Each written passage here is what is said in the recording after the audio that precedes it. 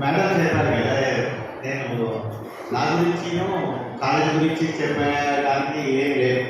చాలాసార్లు చెప్పారు. మీరు యాక్చువల్గా ఎక్స్పీరియన్స్ చేస్తున్నారు. మీకు ఎలా అనిపిస్తుంది? కొత్త కాలేజ్ ఎలా ఉంది?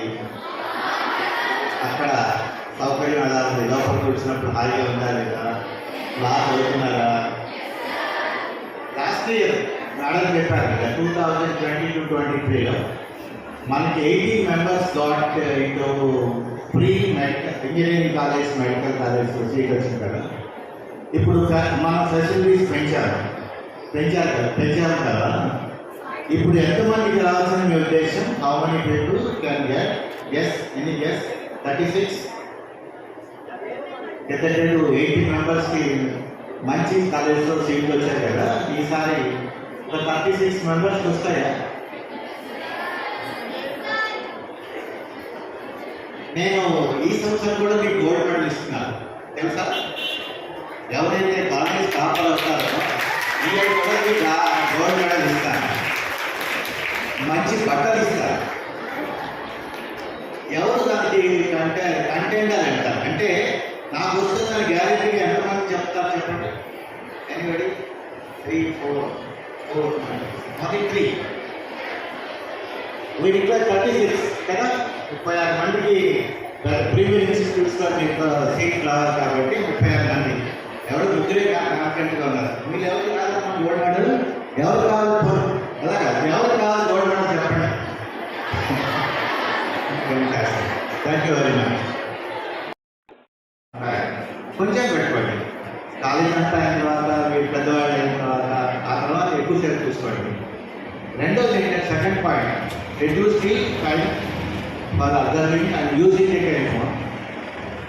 Second, give respect to your parents. అది తగ్గుతాం అనిపిస్తుంది.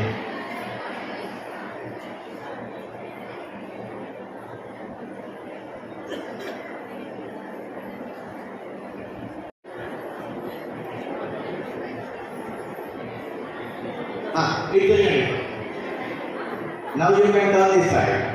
అది అయిపోయింది. హలో, అది అయిపోయింది.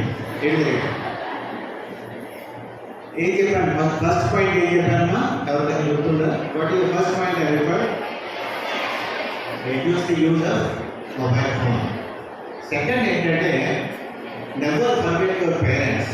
వాళ్ళు ఎంతో కష్టపడి మీకు చదువులు తీసుకొస్తున్నారు, ఎంతో కష్టపడి.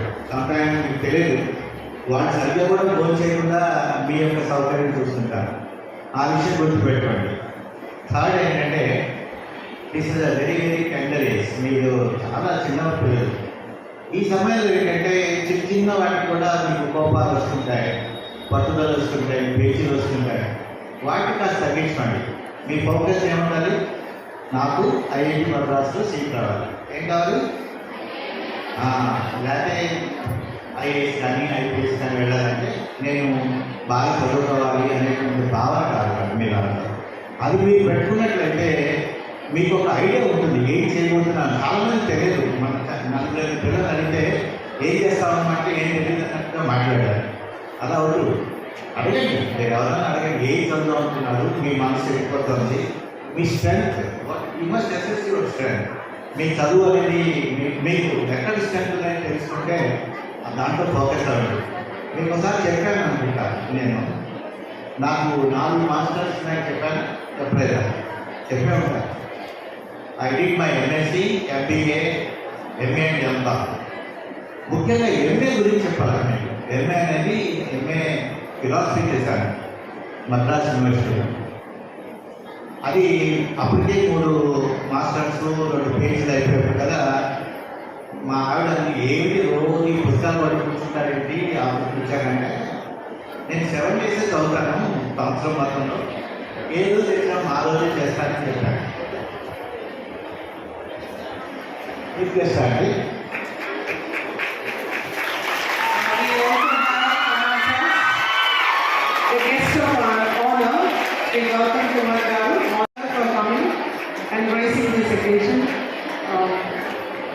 With this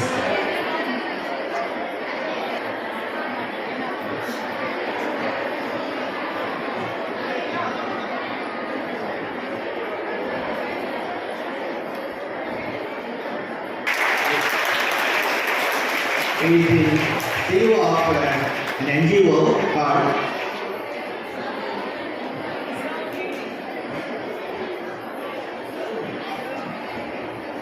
సర్వనీతి అనే ఆర్గనైజేషన్ ద్వారా వాళ్ళు ఎంతో మందికి పిల్లలకి సహాయం చేస్తున్నారు. వాళ్ళు పైకి రావడానికి విద్యార్థులు వసతి కల్పిస్తున్నారని చెప్తున్నారు. వాళ్ళు కూడా మీ అందరూ కూడా ఆల్రెడీ సపోర్ట్ కొట్టేశారు అనుకుంటారు, ఇంకోసారి కొట్టండి.